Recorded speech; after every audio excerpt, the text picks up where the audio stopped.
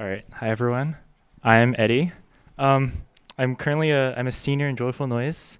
I sing baritone with Daniel. Yeah. So basically, well, I feel like this message is kind of a trust fall on my part, but I think let's begin by praying. So let's pray briefly. Dear Lord, I just thank you for this time that we have together. I just thank you that we have so many people here today that have so many amazing voices. I just pray for you to soften their hearts um, and to be able to speak through the words that I'm speaking. Uh, just to, yeah, just pray that uh, through the words that I'm speaking, you can give across the message that you would like to give. And I pray in Jesus' name, amen.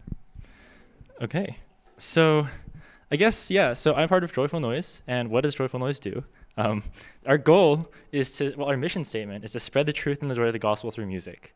And so we've done the music part, well, we've done half of the music part at least. Um, and so now, kind of the intermission is like, it's a cool place for food. It's also kind of a sneaky trick that we pull to get you to talk to us. So hopefully we can we've instilled some thoughts into your brain, and then we can kind of incept them. Or basically, the goal is we have this concert theme that's called Trust Fall, and it kind of represents what our songs mean to us. And I think through this message, I just kind of want to elaborate on first, what exactly does trust fall mean to us? And so, hopefully you'll come away with a better understanding of how we as Christians think about trusting God in our lives and thinking about falling. How do we fall? And then hopefully we also get you guys to think about what do you trust in your life? What is the thing that you hold most dear to you when you're doing something, when you're scared, when you're falling? And so hopefully if I can do that, it'll be an interesting message. So first, the first question is, what is a trust fall? And so I think to do this, we can demonstrate. So who wants to do a trust fall with me? Okay, I thought at least one person would raise their hand. I had written down I was going to be insulted that not everyone's hands are up, but okay, no, I'm not actually going to do it. But I think it was kind of a point, which is well, I think we all know what a trust fall is. It's you're falling and you're hoping that someone catches you, or you're trusting that someone is going to catch you. And why did you not all raise your hands? I think because you don't trust me to catch. Well, either first you're scared. You're either scared to come up here and to fall, or to you're just scared to come up here, or you don't trust me to catch you. And that's very fair. I think it's a very reasonable doubt. So I think it's a very scary thing to do, right? Is to trust someone to catch you when you're falling. And I think this falling is not the only place that we see this in our lives. We see if you're bungee jumping, or you're skydiving or something, or if you have this assignment that you're submitting, and well, I think I had this really trust fall situation a few years ago where I was on an airplane and I had this take-home midterm that was due in the middle of my flight. And so I was submitting the assignment over airplane Wi-Fi, and it was 5 minutes before the deadline, and it was just not uploading on time. And so I was falling, and I was trusting the airplane Wi-Fi to catch me. And I had this I think in all these situations you have this pit of your stomach feeling, and it's not good. It's in the back of your mind. Why do you have this feeling? It's you worry if you're skydiving, you worry the parachute might fail, or the bungee cord might snap when you're bungee jumping. Or the airplane Wi-Fi is slow, and I think this is very reasonable. In real life, everything fails, right? If you're an engineer, you design double, triple redundancies and everything, and still it fails.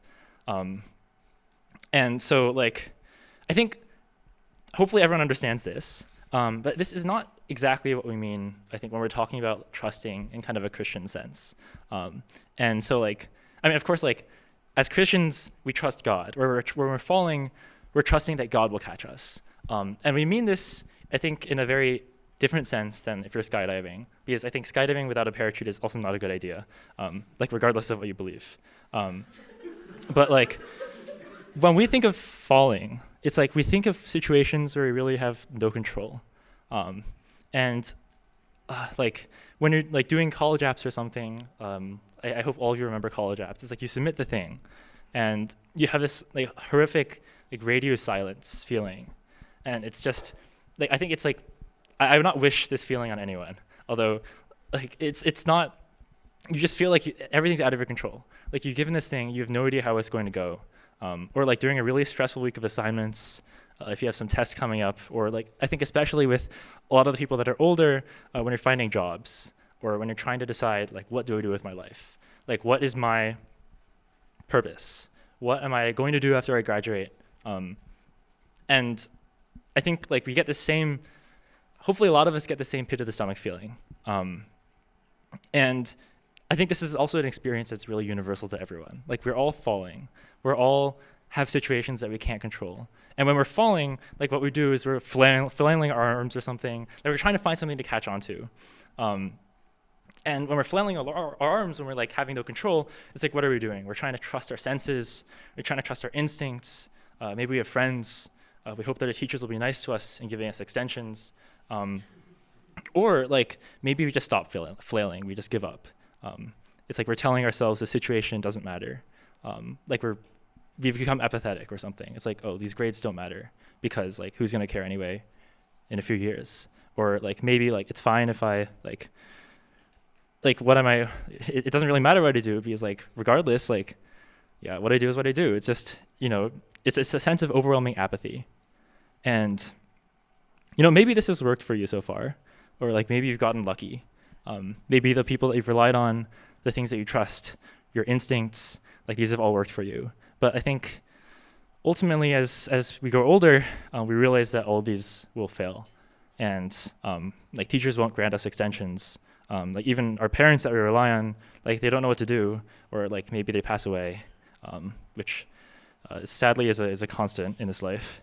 And I think the very existence of trust, like philosophically, I think there's some philosophers that disagree, but like the very existence or the meaning of the word trust implies that being let down is something that must be able to happen. It's something that must be an inevitability. Like it's just entropy. And maybe we just have nothing to trust. Like if you're like, you've been rejected from a job or some school and you just don't know where to turn. Like in these times, like, we just feel so alone. And I think I'm not the only one that's felt so alone. Like I have no one to turn to when something happens. And yeah, so I think basically like a non-zero percentage of you maybe like back in high school, I spent some time doing robotics. And somehow, like I think after my sophomore year, a bunch of the original people that formed the team 2 years ago just left. Like we were a very new robotics team. And suddenly I found myself in a position of being in charge of the build team. And like maybe like a smaller percentage of you have no idea, I had absolutely no idea what I was doing. And so like I just remembered like not knowing at all how to lead a team of designers. Like they're all like, okay, we have this like block that we want to pick up. Like how do we pick it up? And they're like, oh, I don't know. I was like, okay, yeah, I don't really know either. And so like I kind of just would sit at home overnight and I was doing like CAD on this robot for like hours and hours. And I just remember like, I think like I was just trying to trust in my own instincts or trust my own abilities, which I think is something that like, especially like for a person like me, is maybe something that I turn to a lot. And like we try to build the robot basically through any means necessary. Like my dad was driving to like McMaster Car at like 6 a.m. after I'd ordered the parts because we didn't have time to wait for shipping. And they had a nice distribution center like 2 hours away from my house. And like basically like this whole time I was like falling. Like I was trusting my own abilities. I trusted others, and like it kind of worked. Like we built the robot. We went to this competition. It drove. We could pick up blocks, but it's kind of like it's falling apart. First of all, like I think someone in the competition noticed that our robot, like our intake, was super jank, and so they spent because there's like 2 different rounds that you go through. You go through like the first, there's like 2 different competitions and it's like best of 3 or something. And so like the entire first competition, they focused on ramming our intake as hard as they possibly could. And they rammed it into a state where this like pin was bent. And so we were like, okay, like we had like 10 minutes between like rounds to like fix it. And like, we were just like, okay, like this is just it's like not fixable. And so we went into like, we basically just, it just didn't work.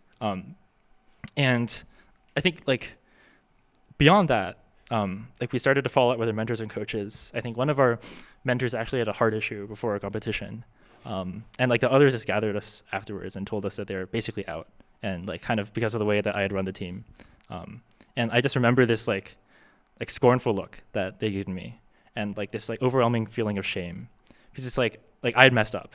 Like I felt like I'd messed up, like both from like mentors and like my co-captain was just like, it's like what I like every day I would come to school and this would just hang over my head. And it's like I just fallen, like everything that I've tried to do, like to catch like some handhold, it just failed, and it's like I hit the ground. And so yeah, so like what do I do from this? I think like the question is, what is the Christian thing to do when we're falling? And so as Proverbs 3:5-6 tells us, which is conveniently written behind me, it tells us to trust in the Lord with all of our heart, to lean not on our own understanding, but in all ways acknowledge him and he shall direct your paths. And so it's telling us that like the Lord is really what the thing that we need to trust. And God is worthy of our trust because he's really the only thing that is perfect. And like through these challenging situations that we're in again and again, it's really like because we trust in the Lord, like he's there to catch us. And through catching us, he shows us that he is just greater than all the other things that we could possibly trust in, which is a nice throwback to our previous theme. And so like, but I think it's important to think like, what does this mean? Like, what does trusting in God actually mean? Like, I mean, we trust in God and there's still like evil in the world. There's still pain. Like trusting in God doesn't really mean that the pain is gone, but we trust that instead that God is bigger than this pain that we're feeling now, and that like he works to make all things good. And what is truly important is eternal and in the future. And I think like through this, like trusting in God brings peace. And I think as Christians, trusting God is much more than just turning to him for comfort when we have no control. I think it's also recognizing that us flailing for control is futile, because like anything that we can do, like ultimately things will fail. And the only thing that will not fail, like if they had something that is guaranteed, why would you not trust in it? Like the only thing that is not going to fail is God, and that we should ultimately give up our control to God. And in this, like, we just, yeah, he shall direct our paths to something that is really just good. And yeah, I think I just want to finish up by talking about why it's hard to trust in God. Because like you might be saying like, why, if God is such a great being and you're like, he's perfect, why is it hard to like place your trust in God? Why is everyone still anxious and still worried? And to this I'd say like everything in this world is inherently untrustable. And like as humans, if we trust in something without anxiety is really hard because of our nature.